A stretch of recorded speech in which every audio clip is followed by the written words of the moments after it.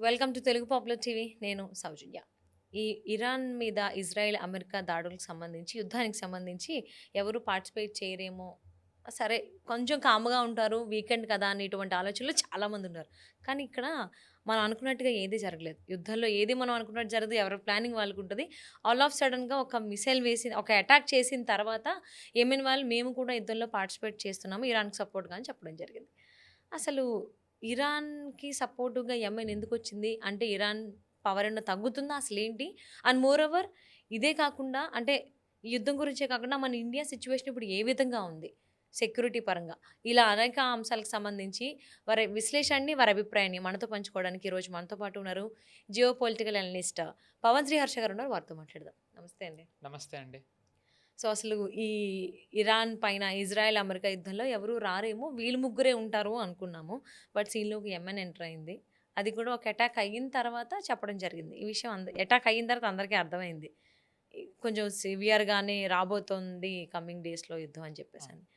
అంటే ఇప్పుడు Iran week అవుతుంది కాబట్టి యెమెన్ వాళ్ళు ఈ హూతీస్ అనేవాళ్ళు యుద్ధంలోకి ఎంటర్ అయ్యారు అని అనుకోవచ్చా? అసలేంటి? అంటే బేసికల్లీ అండి ఇప్పుడు ఇరాన్‌కి ప్రాక్సీస్ చాలా ఉన్నాయి.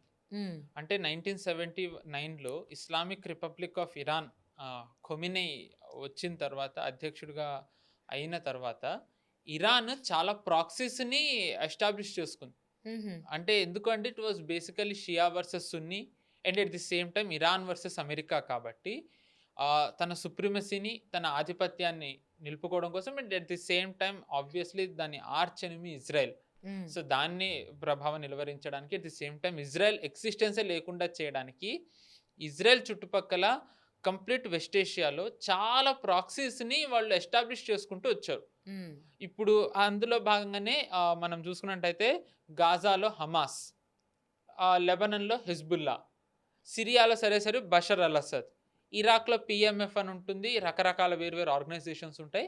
యెమెన్‌లో వచ్చేసి హూతీస్. హ్మ్. సో, బేసికల్లీ 2023 తర్వాత నుంచి ఏమవుతూ వచ్చిందంటే హమాస్ వీకెన్ అవుతూ వచ్చింది. టాప్ లీడర్‌షిప్ యాహ్యా సిన్వర్ కానివ్వండి, మొహమ్మద్ సాలే కానివ్వండి, ఇలా ఒకళ్ళ తర్వాత ఒకళ్ళు ఎలిమినేట్ అవుతూ వచ్చారు. సో, దానివల్ల హమాస్ వీక్ అయింది. హ్మ్. హెజ్బుల్లా కూడా వీళ్ళు పేజర్ బ్లాస్టులు చేయడంతో చాలా మటుకు వీక్ అయింది. కానీ వార్తలేమొస్తున్నాయంటే హెజ్బుల్లా ఒక రకంగా ఈ ఈ సమయాన్ని వాళ్ళకి ఎలా వాడుకున్నారంటే మేము ఓడిపోయాం, వీక్ అయ్యాం. మేము ఈ టర్మ్స్‌కి ఒప్పుకుంటాం అని చెప్పి వాళ్ళని మాట్లాడిస్తూ, హ్మ్. చర్చలు కొనసాగిస్తూ, నమ్మిస్తూ బిహైండ్ ద సీన్స్ మళ్ళీ స్ట్రెంథెన్ అయ్యారు అని వచ్చింది. కానీ ఎంత స్ట్రెంథెన్ అయ్యారనేది ఇంకా వాళ్ళ బలం పూర్తిగా మనకు చూపియలేదు. కానీ రీసెంట్‌లీ వస్తున్న వార్తలేంటి అంటే మళ్ళీ లెబనాన్‌లోకి గతంలో లాగే ఇజ్రాయెల్ మళ్ళీ ట్రూప్స్‌ని పంపింది. హ్మ్. సుమారు 100 మెయిన్ బ్యాటిల్ ట్యాంక్స్ ధ్వంసం చేసిందని వార్తలొస్తున్నాయి. ఒకవేళ అది నిజమైతే గనక నిజంగా హిజ్బుల్లా మళ్ళీ ఇదివరకట్లా స్ట్రెంథెన్ అయిందనే అనుకోవాలి. బట్ అది ఎంతకాలం కొనసాగుతుంది అనేది కూడా మనం వేచి చూడాలి. సో, ఇంకా మనం చూసుకున్నట్టయితే కమింగ్ బ్యాక్ టు సో, ఇప్పుడు మీకు హమాస్ చెప్పాను. దాని తర్వాత హెజ్బుల్లా. హ్మ్. సిరియాలో బషర్ అల్ అసద్ ఉన్నంత వరకు సిరియాలో వీళ్ళ ప్రభావం ఉంటూ వచ్చింది. But with Bashar al Assad out of the picture hmm. ISIS రావడంతోని ఆబ్వియస్‌లీ ఇజ్రాయెల్‌కి దాని తర్వాత యూఎస్‌ది అక్కడ పెరిగింది.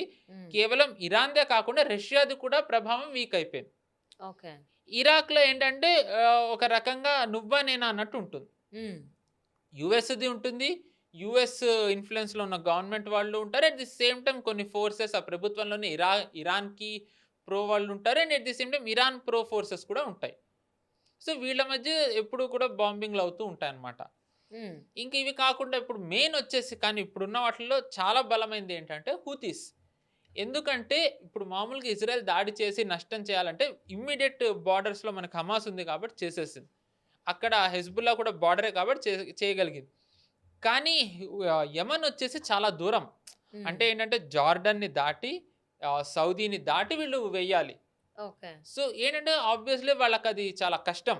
మిసైల్స్ ఎయడం ఒక్కటి తప్ప ఆఫ్‌కోర్స్ అది తరచూ జరుగుతూనే ఉంటుంది. హ్మ్. కానీ ఇరాన్ ఫెబ్ 28 తర్వాత జరిగిన దాడి తర్వాత ఇదే మొదటిసారి హూతీస్ రంగంలోకి దిగడం. హ్మ్. సో, హూతీస్ రంగంలోకి దిగితే ఏమవుతుందంటే అక్కడ ఏదైతే మనకి ఇక్కడ స్ట్రెయిట్ ఆఫ్ హార్మూజ్ ఉంటుందో, ఆ! అలాగే ఇక్కడ ఇంకొక స్ట్రెయిట్ కూడా ఉంటుంది. హ్మ్. Choke point. దాన్ని హూతీస్ బ్లాక్ చేయొచ్చు. అంటే రెడ్ సీ అని బాబెల్ అంటున్నారు. మందేబ్. ఓకే. సో, దీన్ని వీళ్ళు గతంలో కూడా బ్లాక్ చేశారు. హ్మ్. మనకి గనక చూసుకున్న గుర్తుంటే మన మార్కోస్ ఇండియన్ నేవీ వాళ్ళు గతంలో last year I think or ముందు ఇయర్ చాలా ఆపరేషన్స్ చేస్తూ వచ్చారు. చాలా హ్మ్. వెసెల్స్‌ని కాపాడుతూ వచ్చారు. కేవలం మన దేశానివే కాకుండా చైనావి, పాకిస్తాన్‌వి చాలా సొమాలియన్ పైరేట్స్ నుంచి కానివ్వండి, రకరకాల వాళ్ళ నుంచి. అది ఎందుకంటే అప్పుడు అక్కడ చాలా క్లాషెస్ అవుతూ వచ్చాయి. యూఎస్‌కి, హూతీస్‌కి మధ్య. ఓకే. సో, దానివల్ల ఏంటంటే అక్కడ కొంచెం బాబుల్ మందేబ్ కొంచెం ప్రాబ్లమాటిక్ అయింది. కాంప్లికేటెడ్ అవ్వడంతోని కొంతమంది దాన్ని అడ్వాంటేజ్ తీసుకుందాం అనుకున్నారు. ఇంక్లూడింగ్ హూతీస్. సో, మన వాళ్ళేంటంటే మనం అక్కడ మన రీజియన్ అరేబియన్ ఓషన్ ప్రాంతంలో మనం ఒక రకంగా మనం స్ట్రెంథెన్ చేసాం. మన రీజియన్‌ని మనం సెక్యూర్ చేసుకున్నాం. హ్మ్. So, now with Houthis into the picture ఇప్పటివరకు యూరోప్ ఏదైతే వెనకుందో హ్మ్. వాళ్ళొచ్చే అవకాశం ఉంది. అంటే ఇప్పుడు ఈ యుద్ధంలోకి యూరోప్ కూడా ఎంటర్ అవ్వచ్చు. అవకాశం ఉంది. ఖచ్చితంగాన అంటే ఇప్పటివరకు అయితే యూరోప్ ఏమంటూ వచ్చింది, ఇది యూఎస్ వార్ మాది కాదు.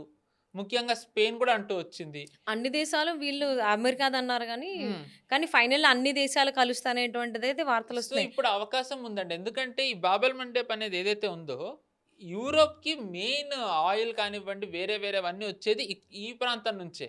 హ్మ్. ఇది వాటిని కూడా చోక్ మేము పాయింట్‌గా అటాక్ చేస్తాము. వాటిని కూడా మా అధీనంలోకి తీసుకుంటామని హూతీస్ అన్నారు అనేటువంటి వార్తలు కూడా ఇప్పుడు చాలా వైరల్ అవుతున్నాయి. బేసికల్లీ వీళ్ళు హూతీస్ ఇలాంటి స్టేట్మెంట్స్ ఎప్పుడు ఇస్తూనే ఉంటారండి. ఓకే. కాకపోతే ఇక్కడ ప్రాబ్లమ్ ఏమవుతుందంటే హూతీస్ దే ఆర్ వెరీ లీథల్. అంటే వాళ్ళు హ్మ్. జస్ట్ టెర్రరిస్టులు కాదు. అంటే నార్మల్ మనం చూసుకుంటే పేరుకి టెర్రరిస్టులు గాని చేసే పనులు అలాంటివే యాహ్! ఉంటాయి. దే ఆర్ వెరీ అంటే ఆల్‌మోస్ట్ ఆన్ ఇరాన్‌కి ఎలా అయితే ఐఆర్‌జీసీ ఉంటుందో యెమెన్‌లో హూతీస్ అలాగా.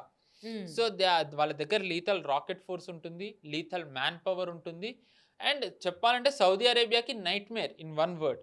ఆ! అవును. సో, ప్రాబ్లమ్ ఏమవుతుందంటే ఇప్పుడు with Houthis in the picture ఖచ్చితంగా యూరోప్ కూడా దిగాలి. హ్మ్. ఆబ్వియస్‌లీ ఇప్పుడు యూరోప్ దిగింది అంటే గనక ఖచ్చితంగా యూఎస్ ఫేవర్‌గానే దిగుతుంది. సో, మీకు నేను గతంలో చెప్పినట్టుగానే 2, 3 టైమ్స్ అంటూ వచ్చాను. అవును. ఏప్రిల్, ఏప్రిల్ అని. అవును. సో, ఇప్పుడు ఆబ్వియస్‌లీ ఏప్రిల్‌కొస్తూ ఉండేసరికి మనం చూస్తున్నాం. మెరైన్ కమాండోస్ వస్తున్నారు. దాని అవును. తర్వాత స్పెషల్ ఫోర్సెస్ వస్తున్నాయి. సుమారు 50,000 మంది సైనికులు వస్తున్నారని అవును. అంటున్నారు. అమెరికాకి యెస్. సంబంధించిన పెద్ద యుద్ధ నౌక కూడా ఆల్రెడీ వస్తోంది. ట్రిపోలి వస్తోందని చెప్పి రకరకాలవన్నీ వస్తున్నాయంటున్నారు. అవును. స్ట్రెంథెన్ అవుతోందని అంటున్నారు. అండ్ ఇప్పుడు విత్ ఇది మేబీ యూరోప్‌లోను కూడా మేజర్ ప్లేయర్స్ రావచ్చు. So, I okay. Think by April ending ఏదైతే యూఎస్ రెజిమ్ చేంజ్‌ది కానివ్వండి, ఆయిల్ మీద గ్రిప్ కావాలి అనుకునే ప్రయత్నాలు చేస్తోందో, హ్మ్. పూర్తిగా కాకపోయినా ఒక కాంక్రీట్ పిక్చర్ మనకి ఏప్రిల్ ఎండింగ్ లోపు రావచ్చు. ఎందుకంటే నేను మీకు చెప్తూ వస్తున్నాను. హ్మ్. ఇది ఇరాన్‌ని నిలువరించడం కోసం కాదు. చైనాని నిలువరించడం కోసం. ఇదొక హ్మ్. రకంగా కోల్డ్ వార్‌లో భాగం ఇది. ఓకే. ఇరానియన్ ఆయిల్ గనక ఇరాన్‌ని గనక వీకెన్ చేస్తే, రెజిమ్ చేంజ్ చేస్తే, అక్కడ చైనా ప్రభావం తగ్గుతుంది. Iranian oil చైనాకెళ్ళదు. దాంతోని హ్మ్. చైనాకి ఆర్థికంగా దెబ్బ తగులుతుంది. So, okay. అందులో భాగంగానే జరుగుతోంది. సో, ఖచ్చితంగా దానికి అనుగుణంగానే యూఎస్ పావులు కదుపుతోంది. హ్మ్. So, I think by April ending మనకి దీనికి సంబంధించింది ఒక clear picture. US upper hand వచ్చే అవకాశం ఉన్నట్టు కనిపిస్తోంది. హ్మ్. ఎందుకంటే ఏప్రిల్ కల్లా యాక్చువల్లీ ట్రంప్, పుతిన్ మధ్య భేటీ జరగాలి. ట్రంప్ చైనా వెళ్ళేది ఉందన్నమాట. అవును. దీనికి సంబంధించిన చర్చలు ఇప్పటికే జరగాలి. ఈ వార్ వల్ల పోస్ట్‌పోన్ అయింది గదా! కరెక్ట్. యాక్చువల్లీ దీనికి సంబంధించిన చర్చలు హ్మ్. స్విట్జర్లాండ్‌లో యూఎస్‌కిను ఇంకా చైనా అధికారులకి మధ్య జరుగుతూ వచ్చాయి మీటింగ్‌కి. ఎప్పుడు చేయాలి? ఎక్కడ చేయాలని. కానీ all of a sudden postpone చేసుకున్నారు యుద్ధం పేరు చెప్పి. బట్ నిజానికి ఏంటంటే ఇది ఒక ప్రెషర్ టాక్టిక్. హ్మ్. ఎందుకంటే ఈ వార్ ఎంత కొనసాగుతూ వెళ్తే చైనాకి ఆర్థికంగా అంత నష్టం జరుగుతూ వెళ్తుంది. హ్మ్. సో, ఒక రకంగా నష్టం ఇంకా ఎక్కువగా వాళ్ళ మీద ప్రెషర్ పెట్టాలి అంటే ఇరాన్ మీద యూఎస్ గ్రిప్ రావాలి. ఓకే. సో, మీకు గతంలో చెప్పినట్టుగా ఇప్పుడు వెనిజులన్ ఆయిల్ లాక్ అయిపోయింది. ఇరానియన్ ఆయిల్ లాక్ అయింది. రష్యాది మోస్ట్‌లీ అది కూడా వీళ్ళు సాంక్షన్స్ తీసేసే అవకాశం ఉంది. సో, దీనివల్ల ఏమవుతుందంటే చైనా మీద ఒత్తిడి పెరుగుతుంది. హ్మ్. ఇప్పటికే చైనాలో మీకు చెప్పినట్టుగా గతంలో బ్యాంకింగ్ క్రైసిస్ ఉంది. రియల్ ఎస్టేట్ క్రైసిస్ ఉంది. మ్యానుఫ్యాక్చరింగ్ క్రైసిస్ ఉంది. అన్‌ఎంప్లాయ్‌మెంట్ చాలా ఎక్కువుంది. ఇన్‌ఫ్లేషన్ ఎక్కువగా ఉంది. సో, వీటన్నిటి మధ్యలో గనక ఆయిల్‌ది కూడా ఇంపాక్ట్ వచ్చినట్టయితే చైనా రెజిమ్‌కి అది చాలా పెద్ద థ్రెట్. ఓకే. సో, అప్పుడు నెగోషియేషన్ చేయడానికి ఏంటంటే యూఎస్‌కి అప్పర్ హ్యాండ్ ఉంటుంది. రేర్ హ్మ్. ఎర్త్ మినరల్స్‌లో కానివ్వండి, ఇంకేమన్నా డీల్స్ ఉన్నట్టయితే సో, యూఎస్‌కి అప్పర్ హ్యాండ్ ఉంటుంది కాబట్టి దానికి అనుగుణంగా ఇరాన్‌లో వాళ్ళు పావులు కదిపి అప్పుడు వాళ్ళు చైనాతోని చర్చలో కూర్చుంటారు. అది మేలో జరుగుతోంది. నేను అందుకని ఏప్రిల్, ఏప్రిల్, ఏప్రిల్ అంటున్నా. సో, అవును. అవును. ఏప్రిల్‌లో ఐ థింక్ ఎవరెవరొస్తారు? ఎంతమందొస్తారు? ఎక్కడి నుంచొస్తారు? ఏం చేయబోతారు అనేది ఐ థింక్ ఇంకో 2, 3 డేస్‌లో ఏప్రిల్ వస్తుంది కాబట్టి మనకప్పుడు తెలుస్తుంది. ఓకే. అండ్ మోరోవర్ ఇజ్రాయెల్‌కి ఆల్‌మోస్ట్ 3 వేస్‌లోంచి కూడా అటాక్స్ అవుతున్నాయి అనేటువంటిది కూడా అంటే ఇప్పుడు ఇజ్రాయెల్ పరిస్థితి ఏంటి? ఓడిపోయేటువంటి అవకాశాలేమన్నా ఎక్కువ ఉండొచ్చా? అండ్ నెక్స్ట్ అడుగు అసలు ఏమంటారు? ఇజ్రాయెల్ సిట్యుయేషన్ ఏంటి ఇప్పుడు?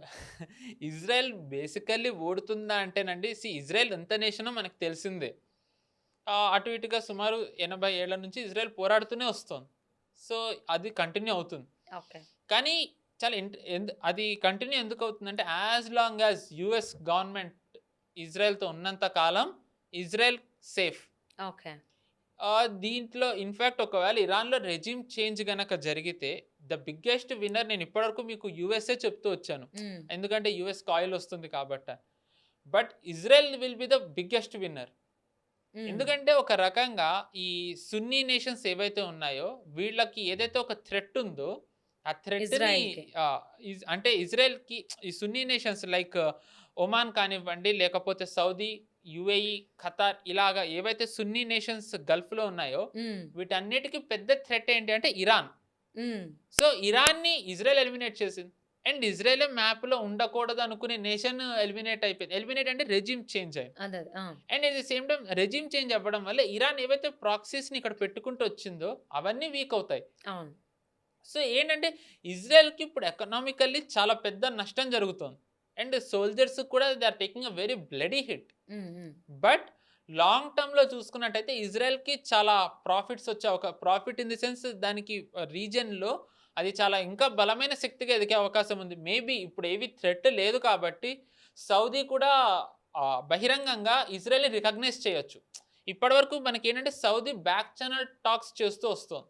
హ్మ్. యూఏఈ రికగ్నైజ్ చేసింది. లేకపోతే వేరే వేరే దేశాలు రికగ్నైజ్ చేసాయి కానీ గల్ఫ్‌లో సౌదీ రికగ్నైజ్ చేయలేదు. సో, ఇప్పుడు సౌదీ కూడా రికగ్నైజ్ చేసే అవకాశం ఉంది. సో, బేసికల్లీ ఏంటంటే Israel may become emerge as the biggest winner if regime change happens more than US. అదే. అండ్ మోరోవర్ ఇప్పుడు ఈ యుద్ధంలో టార్గెట్స్ అన్నీ కూడా ఫ్యూయల్ ట్యాంక్సే అవుతున్నాయి. అండ్ మోరోవర్ నావీలో అంటే సీలో కూడా ఫైట్స్ అవ్వచ్చు అనేటువంటిది వార్తలొస్తున్నాయి. సో, అదైతే ఇంటర్నెట్ డిస్టర్బెన్స్ అవ్వచ్చు అని అంటున్నారు. ఇప్పుడు ఈ ఫ్యూయల్ ట్యాంక్స్ గురించి మాట్లాడుకుంటే స్టార్టింగ్ నుంచి కూడా ఒక స్కేర్సిటీని అది ఫేక్‌దే క్రియేట్ చేశారు ఇప్పటి వరకు కూడా. మన వరకు అయితే ఇండియాలో. సో, మిగిలిన కంట్రీస్‌దయితే వాళ్ళు ఫేస్ చేస్తున్నారు. వీఆర్ సేఫ్ జోన్ అనే చెప్పుకోవచ్చు. సో, ఇప్పుడు ఆల్మోస్ట్ పాస్ట్ 1 వీక్‌లో చాలా ఫ్యూయల్ ట్యాంక్స్‌ని వాళ్ళు అటాక్ చేయడం జరిగింది. సో, దీని గురించి దీనివల్ల ఏమన్నా మన ఇండియన్స్‌కి కొంచెం నెగెటివ్ ఇంపాక్ట్ ఏమైనా పడేటువంటి అవకాశం ఉందా? ఏంటంటారు?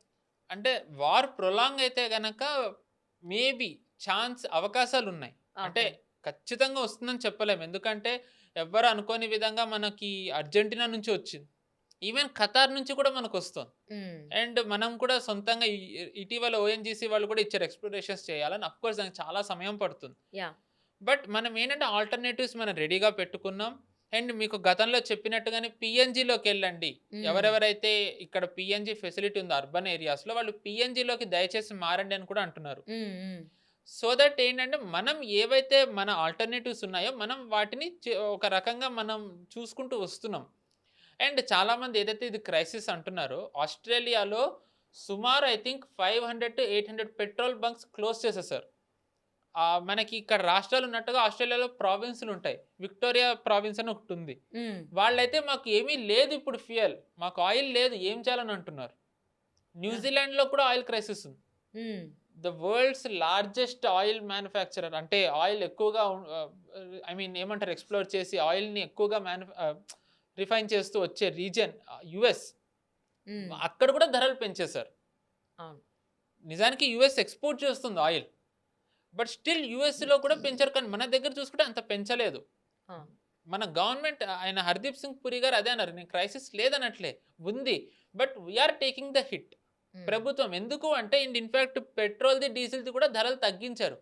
ఎందుకంటే ఇప్పుడు ఏదైతే ఒక నరేటివ్ రన్ చేస్తున్నారో, ధరలు తగ్గిస్తే ఏంటంటే వీళ్ళు ధరలు తగ్గించారు అంటే ఒక పాజిటివ్ ఇంపాక్ట్ క్రియేట్ అవుతుంది. జనాలకు ఒక నమ్మకం వస్తుంది. పానిక్ బయింగ్ తగ్గుతుంది. విచిత్రం ఏంటంటే పానిక్ అవ్వాల్సిన యూరోప్‌లో జనాలు కామ్ ఉన్నారు. హ్మ్. మన దగ్గర ఈ నిజానికి ఇప్పుడు అంత భయపడాల్సిన అవసరం లేకపోయినా మన వాళ్ళు భయపడి మనం చూస్తున్నాం పెట్రోల్ బంకుల్లో చాలా మొత్తం ఎలాగా ఆ లాస్ట్ 3 డ్రమ్ములకు డ్రమ్ములు డేస్ అవును. నింపుకొని వెళ్ళిపోతున్నారు. కానీ ఇప్పుడెవరు అన్నీ ఖాళీగున్నాయి పెట్రోల్ సో, బంక్స్. దానివల్ల ఏమవుతుందంటే అనుకోకుండా షార్టేజ్ సప్లై ఇది మనకి అవును. షార్టేజ్ వస్తుంది. అండ్ ఇది చూస్తున్నాం కొన్ని అంటే విపక్షాల్లోని కొన్ని పార్టీలు ఎస్పీ లాంటి పార్టీ నేతల ఇళ్లలో కూడా మనకి దొరుకుతున్నాయి సిలిండర్లు కానివ్వండి ఇవి. సో ఒక క్రైసిస్ క్రియేట్ చేసే ప్రయత్నం జరుగుతోంది. అవును. సో మేబీ వార్ ప్రొలాంగ్ అయితే గనక మేబీ మనకు అవకాశం ఉంది అంటిల్ మనం ఆల్టర్నేటివ్స్ ఇంకా స్ట్రెంగ్తన్ చేసుకోకపోతే. But I think we're working on that. Yes. We're working on that. And ఇప్పుడు ఇంకొక చిన్న మాట ఏంటంటేనండి, ఇది కేవలం వీళ్ళు ఈ మీరు ఫ్యూయల్ ట్యాంకులు ఏవైతే అన్నారో ఆయిల్ కానివ్వండి కేవలం దీని మీదే జరగట్లే. ఇరాన్ మీకు నేను గతంలో ఖుజేస్తాన్ అని చెప్పాను. ఆయిల్ రిచ్ ప్రావిన్స్ అది ఇరాన్లో. చాలా మంది ఏమంటారంటే ఖర్గ్ ఐలాండ్ అంటారు, కాదు ఖుజేస్తాన్ ఆయిల్ రిచ్ ప్రావిన్స్. ఓకే. నిజానికి అక్కడ వాటర్ రిసోర్సెస్ ఎక్కువ, వాటర్ పైప్ లైన్స్ ఉంటాయి. అండ్ అది అగ్రికల్చరల్లీ ఇరాన్ కి చాలా ఇంపార్టెంట్. ఓకే. అక్కడ దాడి చేయబోతోంది అని చెప్పి ఇరాన్ అంటోంది. అంటే వాటర్ క్రైసిస్ క్రియేట్ చేయాలని. సో దట్ ఏంటంటే డీసాలినేషన్ ప్లాంట్స్ మీద అటాకులు జరుగుతున్నాయి. అండ్ స్టీల్ ఏదైతే ఎకానమీకి ఇంపార్టెంటో ఇరాన్ కి, దాని మీద కూడా అటాక్ జరుగుతుంది, స్టీల్ ప్లాంట్స్ మీద. ఇన్ రిటర్న్ గల్ఫ్ లోని అల్యూమినియం ప్లాంట్స్ మీద జరుగుతుంది. సో బేసికల్లీ ఎక్కడెక్కడ ఏ రకంగా ఆర్థికంగా ఒకళ్ళనొకళ్ళు నష్టపరుచుకోవచ్చో వీళ్ళు అవన్నీ చేస్తున్నారు. దీనివల్ల ఏమవుతుందంటే ఎస్కలేషన్ అవుతుంది. మీకు నేను గతంలో చెప్పినట్టుగా ఈ పాజ్ పీరియడ్లో ఇప్పటి వరకు వాళ్ళే కాపాడుకుంటూ వచ్చిన గల్ఫ్ నేషన్స్ దేశాలు ఇప్పుడు యుద్ధంలోకి దిగాలంటున్నాయి.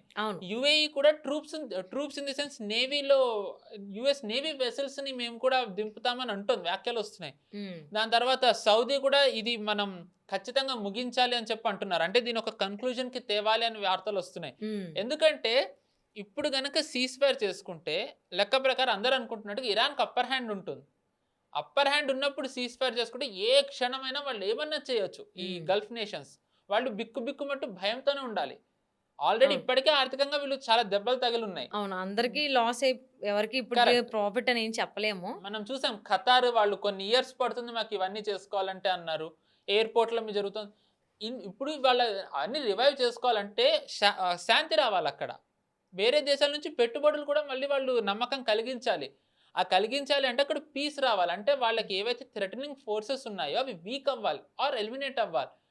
ఒకవేళ వీళ్ళు సీజ్ ఫైర్ చేసుకుంటే ఏ దేశం అన్నా పెట్టుబడి పెట్టాలి అంటే వాళ్ళు పెట్టరు. ఇలాంటి ఫైట్స్ అవుతున్నప్పుడు ఖచ్చితంగా పెట్టరు. మళ్ళీ మీ మీద ఎప్పుడన్నా దాడి చేయొచ్చు అని చెప్పి పెట్టుబడులు పెట్టరు. అండ్ దానివల్ల వాళ్ళకి మళ్ళీ రివైవ్ అవ్వడానికి కూడా కొన్ని ఏళ్ళు పడుతుంది. సో ఖచ్చితంగా ఏంటంటే సౌదీ ఇప్పుడు గల్ఫ్ నేషన్స్ కూడా వాళ్ళు ఇష్టం లేకపోయినా ఖచ్చితంగా ఇది ఒక కన్క్లూజన్ కి తేవాలి అనే దానికి వాళ్ళు వచ్చారు. అవును. మోర్ ఓవర్ ఈ కమింగ్ డేస్ లో ఇంకొన్ని దేశాలు కూడా ఈ యుద్ధంలో పార్టిసిపేట్ చేసేటువంటి రోల్ తీసుకునే ఛాన్సెసే కనిపిస్తున్నాయి. బట్ ఏమేమి వస్తాయి ఏంటనేది చూద్దాం. ఇజ్రాయెల్కి అయితే యుగాండా సపోర్ట్ అన్నట్టు చెప్తూ ఉంది ఎక్స్వేద్గా. సో చూద్దాం. అండ్ మోర్ ఓవర్ ఆ యుద్ధం సంగతి పక్కన పెడితే ఇక్కడ మన ఇండియాలో కూడా కొన్ని సిచ్యువేషన్ చేంజ్ అవుతున్నాయి. సెక్యూరిటీ పరంగా కావచ్చు, మనం కొన్ని చాలా చేంజెస్ అవుతున్నాయనేటువంటి విన్నాను. దాని గురించి ఏంటంటారు? అంటే బేసికల్లీ ఏమైందంటేనండి మన వాళ్ళు అందరూ కూడా ఇజ్రాయెల్ ఇరాన్ దాంట్లో మెయిన్ ఫోకస్ అక్కడే ఉంది, ఆ యుద్ధం మీదే ఉంది. సో అందరి ఫోకస్ ఇక్కడ ఉంది కాబట్టి కొన్ని శక్తులు మన దేశంలో ఇదే కరెక్ట్ టైం అనుకుని కూడా ఏమన్నా చేసే అవకాశం ఉంది. అలా చేసేది అయితే పాకిస్తాన్ తప్ప ఇంకెవరు చేయరు. Pakistan it is just tool అండి. సో మనం ఒకటి ఏమర్థం చేసుకోవాలంటే పాకిస్తాన్ కనుక ఏమన్నా ఒకటి చేసింది అంటే పాకిస్తాన్ సొంతంగా చెయ్యదు. ఎందుకంటే పాకిస్తాన్కి అంత స్వేచ్ఛ లేదు. దాన్ని ఎవరన్నా ప్రేరేపిస్తేనో లేకపోతే దానికి ఎవరన్నా చేయమని చెప్తేనో చేస్తుంది. సో ఎవరు అనేది చెప్పే కంటే ముందర ఇప్పుడు ఎందుకు జరగచ్చు అంటే జరగచ్చు అనే అనుమానం రావడానికి కొన్ని ఏమన్నా కారణాలు ఉండాలి. అందులో మొట్టమొదటి కారణం ఏంటి అంటే ప్రధానమంత్రి గారు ఇటీవల రాజ్యసభలో లోక్సభలో మాట్లాడుతూ కోవిడ్ లాంటి సిచ్యువేషన్ అని అన్నారు. చాలా మంది అని రకరకాల అర్థాలు తీశారు. లాక్డౌన్ అని అన్నారు, క్రైసిస్ అన్నారు, సప్లై చైన్ అన్ని అన్నారు. బట్ కోవిడ్ టైంలో మనకి సప్లై చైన్ది ఒక సమస్య వచ్చింది. ఇదే టైంలో మన మీద చైనా వచ్చింది. గాల్వాన్ క్లాషెస్ జరిగాయి. గాల్వాన్ క్లాషెస్ ఎందుకు జరిగాయి? అప్పుడు గాల్వాన్ క్లాషెస్ జరిగే ముందర ప్రపంచం మొత్తం ఈ వైరస్ స్ప్రెడ్ అవ్వడానికి కారణం చైనానే అని చెప్పి చైనా మీదకే వేలు చూపిస్తూ వచ్చింది. ట్రంప్ ఎన్నోసార్లు ప్రెస్ మీట్లో వుహాన్ వైరస్ అంటూ వచ్చారు. సో వాళ్ళందరిది కూడా దృష్టి మరల్చడానికి, ముఖ్యంగా దేశంలో చైనాలో కూడా దేశ ప్రజల దృష్టి మరల్చడానికి భారత్ మీదకి వచ్చారు. ఏంటంటే మనం భారత్ని కనుక ఏమన్నా చేసినట్టయితే, భారత్ తీసుకున్నట్టయితే నరేటివ్ మొత్తం మార్చేయచ్చాను. అనుకోని విధంగా మనం చాలా స్ట్రాంగ్గా నిలబడ్డాం. మనకి తెలిసిందే. దాని తర్వాత మన రీజన్ని మనం ఫోర్టిఫై చేసుకున్నాము. ఇప్పుడు దాన్ని స్ట్రెంథెన్ చేసుకుంటూ వెళ్తున్నాం. సో మళ్ళీ అలాంటి యుద్ధమే మన మీదకి ఏమన్నా జరగచ్చా? ఇది కూడా మోదీ గారి కోవిడ్ కైండ్ ఆఫ్ సిచ్యువేషన్‌కి అనడానికి ఇదొక కారణమా అంటే ఓకే. మేబీ అవును అని అనుకోవచ్చు. ఎందుకంటే మన ఎయిర్ ఫోర్స్ చీఫ్ ఉన్నారు. అమన్‌ప్రీత్ సింగ్ అని. ఆయన ఇటీవల గోల్డెన్ టెంపుల్ ఎళ్లారు. బేసికల్లీ ఆయన సిక్ కాబట్టి. దాని తర్వాత మన ఆర్మీ చీఫ్ ఉపేంద్ర ద్వివేది గారు పూరి వెళ్లారు. పూరి వెళ్ళి ఆయన చాలా దర్శనం జరిగింది. చాలా బాగా రిసీవ్ చేసుకున్నారు. చాలా హ్యాపీ అని. నేను నమ్ముతున్నాను రాబోయే రోజుల్లో మన సైన్యం చాలా అద్భుతంగా మనం చేయబోతున్నామని అన్నారు. జ ఎందుకన్నారు? ఏం చేయబోతున్నారు? ఏం జరగబోతోంది? మనకి ఇండియా పాకిస్తాన్ బార్డర్, భారత్ పాకిస్తాన్‌ది నార్దర్న్ కమాండ్ అని ఉంటుందండి. దాన్ని చూసుకునేది. దాని బాధ్యత ఆర్మీలో. దాన్ని లీడ్ చేసే ఆయన కూడా ఫోర్సెస్‌కి ఏం మెసేజ్ ఇచ్చారంటే యూ ఆల్ బి విజిలెంట్. చాలా జాగ్రత్తగా ఉండండి. ఫోకస్డ్‌గా ఉండండి అని అన్నారు. ఎట్ ది సేమ్ టైం మన ఫోర్సెస్ కూడా రకరకాల ఎక్సర్సైజెస్ చేస్తున్నాయి. ఓకే. అండ్ ఇదే టైంలో సీసీఎస్ మీటింగ్ జరుగుతుంది. Cabinet committee on security. చాలా మంది వెస్ట్ ఏషియాదే అంటూ వస్తున్నారు. కానీ దీనితో పాటే ట్రై సర్వీసెస్ మీటింగులు అవుతున్నాయి. మన అవుతున్నాయి ఒకటేసారి. అదే పాసిబిలిటీస్ ఏవో మేబీ వాళ్ళకి సెన్స్ ఏమన్నా చేస్తున్నారేమో తెలీదు.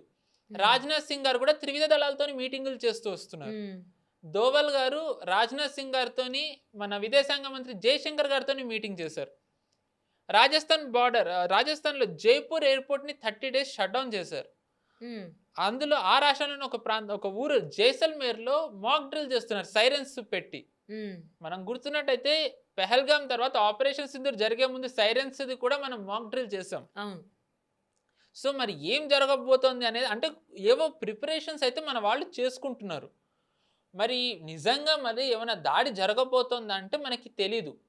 బేసికల్లీ ఏంటంటేనండి మనం కరెక్ట్ 1 year బ్యాక్ వెళ్ళినట్టయితే పెహల్గాం కూడా అటు ఇటుగా ఇదే టైంలో అయింది. మార్చ్ ఏప్రిల్ ప్రాంతంలోనే అయింది. పెహల్గాంది చాలా మంది ఫస్ట్ అనేసింది ఏంటంటే ఇంటెలిజెన్స్ ఫెయిల్యూర్. ఎందుకంటే నిఘా వర్గాలకు ఎలా తెలియలేదని.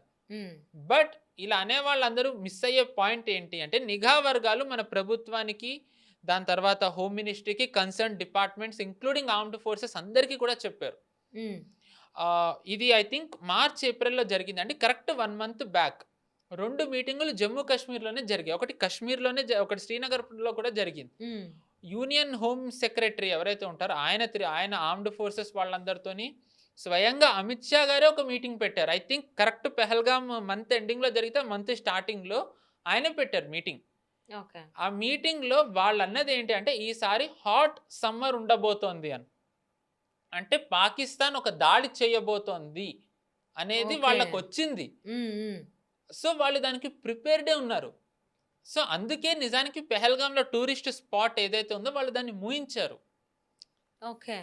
వాళ్ళు ఎందుకు మూయించారు? అక్కడ ఫోర్సెస్ ఉండాలి లెక్క ప్రకారం. కానీ ఫోర్సెస్ని వేరే చోట డిప్లాయ్ చేయాలి వాళ్ళకి వచ్చిన ఇన్ఫో బట్టి. కాబట్టి వాళ్ళు దాన్ని మూసేశారు.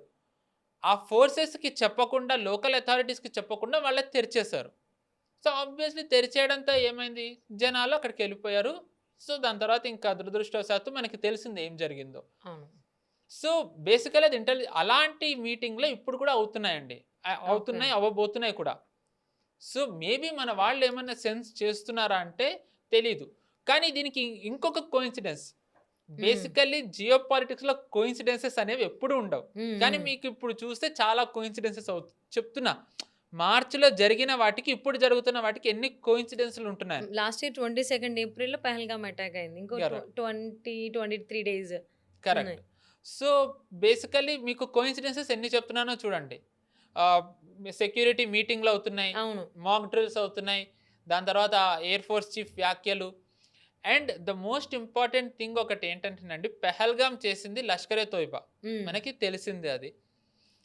లాస్ట్ 1 month కూడా కాదు, లాస్ట్ 1 week ప్రాంతంలో 3 ఇంపార్టెంట్ లష్కరే తోయిబా టెర్రరిస్టుల్ని అన్నోన్ గన్మెన్ ఎలిమినేట్ చేసేసారు. సో బేసికల్లీ ఇలాగా లష్కరే తోయిబా కానివ్వండి, ఇలా పాకిస్తాన్లో తీవ్రవాదులు చనిపోతే కొంతమంది ఏమంటారంటే దీనికి భారత్కి ఏమీ సంబంధం లేదు, ఎందుకంటే మనం కూడా ఓన్ చేసుకోం కదా అని అంటారు. ఆబ్వియస్లీ ఎవరు ఓన్ చేసుకోరు, ఎందుకంటే అది డిప్లొమాటికల్ టెన్షన్స్ వస్తాయి కాబట్టి. కానీ ఇది భారత్కి ఎలా సంబంధం ఉంటుందంటే మనం చూసుకున్నట్టయితే పాకిస్తాన్ అనేది టెర్రర్ హబ్ అని అందరూ అంటారు. అవును. టెర్రర్ హబ్ అని. రకరకాల దేశాలని వ్యతిరేకించే శక్తులు అక్కడ ఉంటాయి. హ్మ్. హ్మ్. కేవలం భారత్‌ని వ్యతిరేకించే శక్తులే కాకుండా అమెరికాని వ్యతిరేకించే శక్తులు ఉంటాయి. డెత్ టు అమెరికా అని చెప్పి అక్కడ చాంటింగ్ చేస్తూ వాళ్ళు అక్కడ ర్యాలీలు తీస్తారు. యూరోప్‌ని వ్యతిరేకించే శక్తులు ఉంటాయి. హ్మ్. సరే ఇజ్రాయెల్‌ని వ్యతిరేకించే శక్తులు ఉంటాయి. ఇరాన్‌ని వ్యతిరేకించే శక్తులు ఉంటాయి. ఇప్పుడు ఆఫ్ఘనిస్తాన్‌ని వ్యతిరేకించే శక్తులు ఉంటున్నాయి. హ్మ్. అంతేందుకు పాకిస్తాన్ గవర్నమెంట్‌ని కూడా వ్యతిరేకించే శక్తులు ఉంటాయి అక్కడ. ఓకే. కానీ ఇన్ని శక్తులున్నప్పుడు కేవలం గత 3, 4 ఏళ్ల నుంచి కేవలం భారత్‌ని వ్యతిరేకించే శక్తులు మాత్రమే టెర్రరిస్టులు మాత్రమే అక్కడ ఎలిమినేట్ అవుతూ వస్తున్నారు. హ్మ్. అందరూ ఎలిమినేట్ అవుతున్న ప్యాటర్న్ ఒక్కటే. ఎక్కడో బయటుంటారు. ఆల్ ఆఫ్ ఎ సడెన్ కొంతమంది బైక్ మీద నడుచుకుంటూనే వస్తారు. కాల్చేస్తారు, ఎళ్ళిపోతారు. వాళ్ళెవరో ఎవ్వరికీ తెలీదు మళ్ళీ. హ్మ్. సో, దీన్ని బట్టి ఏదో జరుగుతోందనేది మనకు అర్థమవుతోంది. సో, లాస్ట్ 1 వీక్‌లోనే 3 ఇంపార్టెంట్ టెర్రరిస్టులు ఎలిమినేట్ అయ్యారండి. హుహు. నంబర్ 1 ఇతను ఎవరు అంటే ఎలిమినేట్ అయిన అతను లష్కర్ ఎ తోయిబా ఫౌండర్ హఫీజ్ సయీద్. ఇతనికి relative okay. And Lashkar e తోయిబాకి ఫైనాన్షియర్. హుహు. ఇతను ఒక ప్రాంతంలో ఉంటే కెమెరాలో రికార్డ్ అయింది. కాకపోతే వాళ్ళ మొహాలు ఆబ్వియస్‌లీ తెలీదు. అతను నించునుంటే వచ్చారు, గన్‌తో కాల్చేసారు, ఎళ్ళిపోయారు ఇద్దరు. హ్మ్. ఇది జరిగే ముందర సల్మాన్ అనే ఇంకొక లష్కర్ ఎ తోయిబా టెర్రరిస్ట్‌ని చంపేశారు. ఓకే. ఇతను ఎవరు అంటే ఆపరేషన్ సింధూర్ జరిగిన తర్వాత హ్మ్. ఖైబర్ పఖ్తూన్వాలో లష్కర్ ఎ తోయిబా వాళ్ళ యాక్టివిటీస్‌ని పెంచాలి అని అనుకున్నారు. ఎందుకంటే ఖైబర్ పఖ్తూన్వా భారత్ బార్డర్ నుంచి దూరం. హ్మ్. మనం ఆపరేషన్ సింధూర్ చూసినప్పుడు చాలా ప్రాంతాలని మనము టచ్ చేసాం. ఈ పాకిస్తాన్ ఆక్యుపైడ్ జమ్మూ కాశ్మీర్‌ని కానివ్వండి, ఈవెన్ పంజాబ్ ప్రాంతంని ఇలా అన్నిటిని టచ్ చేసుకుంటూ వచ్చాం. ఖైబర్ పఖ్తూన్వా కొంచెం దూరం. సో, అక్కడ ఉంటే గనక మనం సేఫ్ అనుకున్నారో ఏమో తెలీదు. అక్కడ యాక్టివిటీస్‌ని కూడా పెంచాలి అని ఎవరికైతే రెస్పాన్సిబిలిటీ ఇచ్చారో సల్మాన్, అతన్ని అన్నోన్ గన్‌మెన్ చంపేశారు. హుహు. And the biggest hit was on Eid Ramzan రోజున హ్మ్. మురీద్‌కే. మురీద్‌కేలో ఒక మసీద్ ఉంది. మదర్సా లష్కర్ ఎ తోయిబాది. ఓకే. అక్కడ సలాఫీ అనే అతన్ని చంపేశారు. ఇతను ఎవరు అంటే లష్కర్ ఎ తోయిబాలో చాలా ఇంపార్టెంట్ వింగ్. ఇతను చాలా రెస్పాన్సిబిలిటీస్ ఉన్నాయి. హుహు. ఇతను సుమారు 2005 నుంచి లష్కర్ ఎ తోయిబాతోని అసోసియేట్ అయ్యి ఉన్నాడు. హుహు.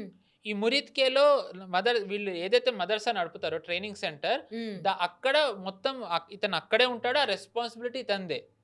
ఓహో! బేసికల్లీ వీళ్ళది ఒక ఐడియాలజికల్ వింగ్ ఉంటుందండి లష్కర్ ఎ తోయిబా జమాత్ ఉద్ దావా అని.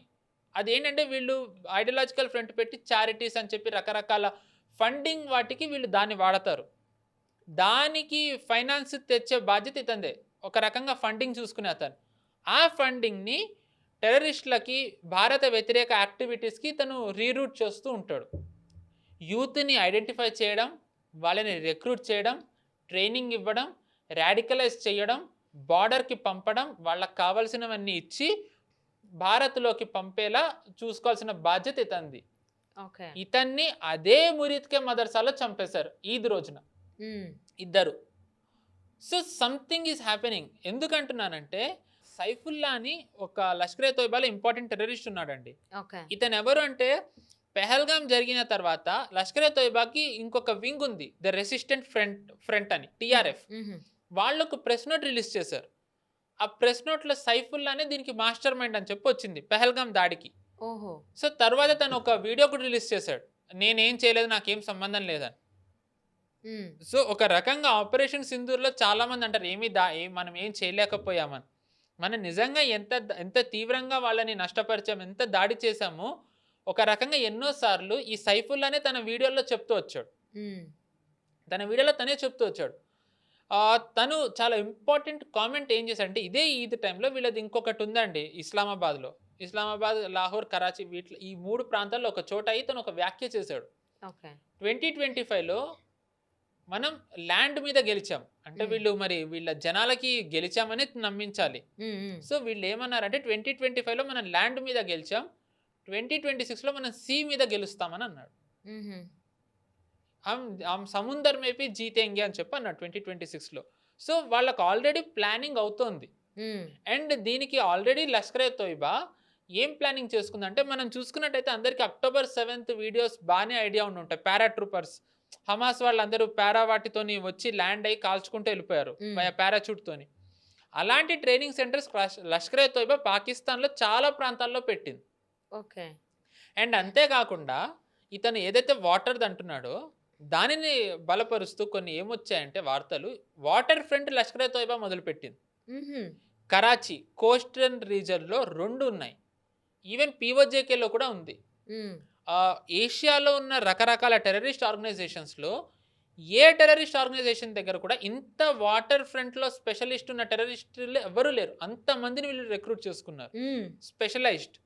వీళ్ళేంటంటే అండర్ వాటర్‌లో ఎక్కువసేపు ఉండడం, ఎక్విప్‌మెంట్‌ని వాడడం, హ్మ్. స్కూబా డైవింగ్ ఇలాంటి వాటన్నిట్లలో వీళ్ళు ఎక్స్‌పర్ట్‌లు అయ్యేలా చేశారు. ఓహో! సో, వయా వాటర్ కూడా వీళ్ళేమన్నా చేస్తారా? హ్మ్. మనకి తెలీదు. అంటే ఏంటంటే, ఒక ప్యాటర్న్ ఏం కనిపిస్తుంది, లష్కర్ ఎ తోయిబా కూడా ప్రిపేర్ అవుతుంది ఆపరేషన్ సింధూర్ తర్వాత. ఎందుకంటే, మనం చూసాం ఇంకొకటి ముఖ్యమైనది ఏంటి అంటే, హ్మ్. ఇండస్ వాటర్ ట్రీటీని మనం రద్దు చేసిన సంగతి తెలిసిందే. ఇప్పుడు సమ్మర్ ఒస్తోంది. హ్మ్. పాకిస్తాన్‌కి వాటర్ ప్రాబ్లమ్ చాలా సివియర్‌గా ఉంటుంది.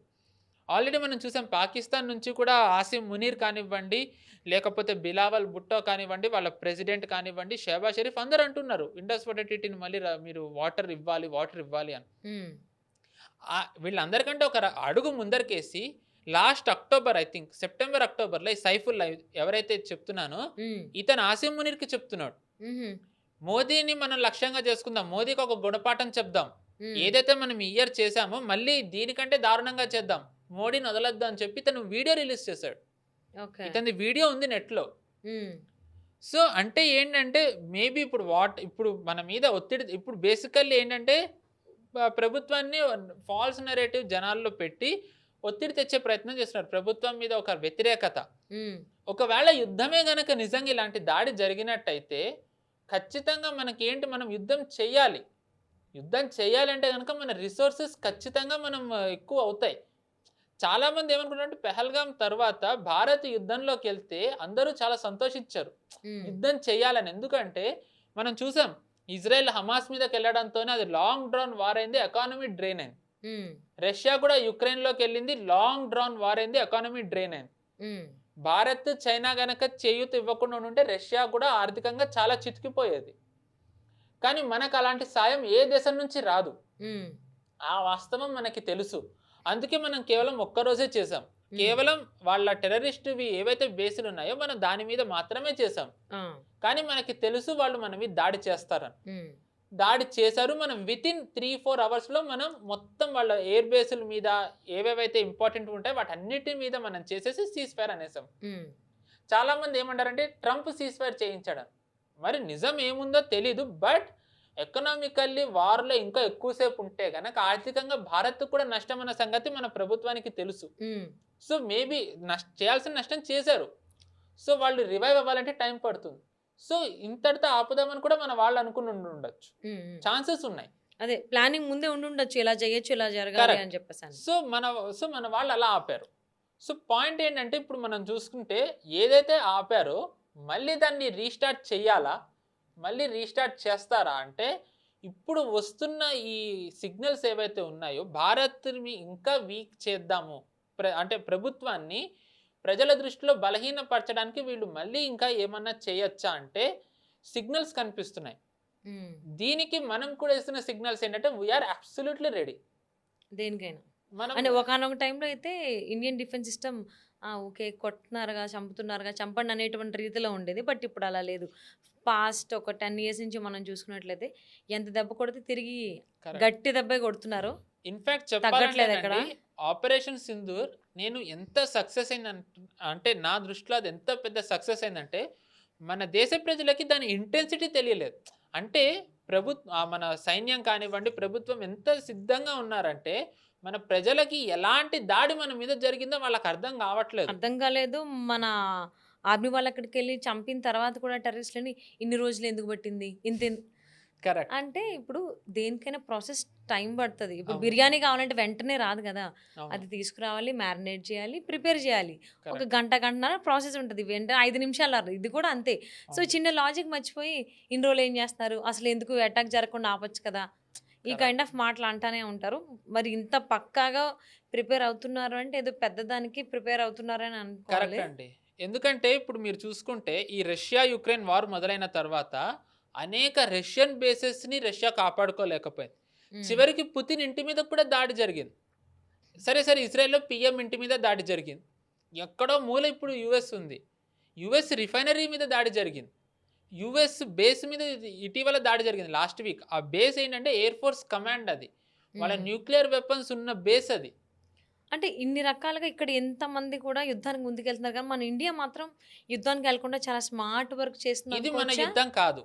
అంటే ఇప్పుడు మనం డిఫెన్స్ సిస్టమ్ స్ట్రాంగ్ చేసుకోవడం కావచ్చు, లేకపోతే ఏ అటాక్ వచ్చినా తిరిగి కొన్ని రోజుల తర్వాత పక్కాగా ప్లాన్ చేసుకొని డిమాలిష్, ఎలిమినేట్ చేయడం కావచ్చు. అంటే ఇదంతా ఒక రకంగా చూసుకుంటే యుద్ధానికెళ్ళకుండా బట్ మనకి ఎవరైతే నెగెటివ్ ఉన్నారో, ఎవరైతే మనల్ని అటాక్ చేయాలనుకుంటున్నారో, వాళ్ళని తీసేయడం ఒక స్మార్ట్ ప్లాన్ లాగా అనుకోవచ్చా? కరెక్ట్ అండి. కరెక్ట్. ఎగ్జాక్ట్‌లీ. బేసికల్లీ చాలామంది ఏమనుకుంటారంటే మోదీ గారిని వార్ మాంగర్ అంటారు. అంటే ఆయన యుద్ధం కోరుకుంటారు సో దట్ అప్రూవల్ వస్తుందని. That is absolutely false. ఎందుకంటే ఆయన యెస్. యుద్ధం కోరుకోరు. ఐ అగ్రీ విత్ యూ ఈ విషయాల్లో. ఆయన యుద్ధం కోరుకోరు. ఎందుకంటే ఆయనకు తెలుసు యుద్ధంకెళ్తే గనక ఎకానమీకి దెబ్బ అవును. తగులుతుంది. సో యుద్ధం ఏవైతే మనకి ఎనిమీస్ యుద్ధంకెళ్ళినోడు గొప్పోడు గాదు. కరెక్ట్. ఓకే. యాహ్! యుద్ధం చేసినోడు కరెక్ట్. గొప్పోడు గాదు. బట్ మనకి నెగెటివ్ అవ్వకుండా మనం స్ట్రాంగుంటూ దెబ్బతీయాల్సినోళ్ళని దెబ్బతీస్తే చాలు. కరెక్ట్. సో, బేసికల్లీ మోదీ గారు ఎప్పుడు యుద్ధం కోరుకోరండి. ఆయనకి హ్మ్. ఇప్పుడు కూడా ఆయన నిజానికి ఎళ్ళాలనుకోవట్లే. Until and unless if Pakistan provokes us. అంతే. అండ్ ఆర్ వి రెడీ అంటే చిన్న ఒక్క మాట అండి. ఎవ్వరు కూడా నిజానికి చెప్పాలంటే మన దగ్గర ఇంత స్ట్రాంగ్ ఎయిర్ డిఫెన్స్ ఉందని ఎవ్వరు అనుకోలేదు. హ్మ్. ఎవరు ఊహించారు నిజానికి ఇప్పుడు మనం చూస్తున్నాం. ఇరాన్ ఎక్కడుంది? ఇజ్రాయెల్ ఎక్కడుంది? ఒక్కసారి మ్యాప్ చూడండి. ఈవెన్ యెమెన్ ఎక్కడుంది? ఇజ్రాయెల్ ఎక్కడుందని. హ్మ్. ఇంత దూరం నుంచి మిసైల్స్ వస్తున్నాయి. ఇజ్రాయెల్ దాన్ని ఐడెంటిఫై చేయలేకపోతోంది. మామూలుగా ఇజ్రాయెల్‌ది ఎలా ఉంటదంటే చాలామంది వాళ్ళ దగ్గర ది బెస్ట్ ఉన్నాయంటారు అన్నీ. అవును. బట్ స్టిల్ ఇన్ని ఉన్నా కూడా ఇజ్రాయెల్ వాళ్ళ దగ్గర ఇంత దూరంలో ఉన్నవి ఐడెంటిఫై చేయలేకపోతున్నాయి. హ్మ్. కానీ మన బార్డర్‌లో వాళ్ళు వితిన్ నో టైమ్ మనం రియాక్ట్ అవ్వాలి. పంజాబ్ కానివ్వండి, రాజస్థాన్‌లో వస్తే చాలా మంది అక్కడ లోకల్స్ వీడియోస్ ఉన్నాయి. మా వెనక ఇంత ఎయిర్ డిఫెన్స్ ఉన్న సంగతి మాకే తెలీదు మా రీజియన్‌లో అని. హ్మ్. హ్మ్. సో ఎంత అంటే ఎవ్వరికీ తెలియకుండా అండర్ ద రేడార్ మనం ఎలా ప్రిపేర్ అప్పుడే అయ్యుంటే, ఈ 1 ఇయర్‌లో మనం ఇంకెంత స్ట్రెంథెన్ అయ్యి ఉండాలి. ఎంత ప్రిపేర్ ఉండాలి. ఎందుకంటే మోదీ గారు స్పష్టంగా అన్నారు ఇది కేవలం పాజేనని. ఆ! సో హోప్‌ఫుల్లీ అది రీస్టార్ట్ అవ్వకూడదు. బట్ పాకిస్తాన్ చేస్తే గనక ఈసారి 99% పాకిస్తాన్ మ్యాప్ మారే అవకాశం అయితే ఉంది. ఖచ్చితంగా. అంటే ఒకానొక టైంలో ఫస్టు ఒక అటాక్ చేసినప్పుడు అనుండే. అంటే చేతులు కట్టుకున్నామని గాదు. ఎక్కడ ఎలా దెబ్బతీయాలో అలా చక్కగా చేసి పెడతామని. సో, మోదీ గారినైతే ఈ విషయంలో తక్కువ అంచనా వేయొద్దు. మన సెక్యూరిటీ విషయానికొస్తే ఆయన అస్సలు వెనకడుగేయరు. ఆ విషయంలో I'm very happy. So, hope so అసలు ఈ యుద్ధాలనేటువంటి అటాక్స్ ఎటు ఎళ్తాయి ఏంటనేది చూద్దామండి. Thank you so much. Thank you అండి. నమస్తే.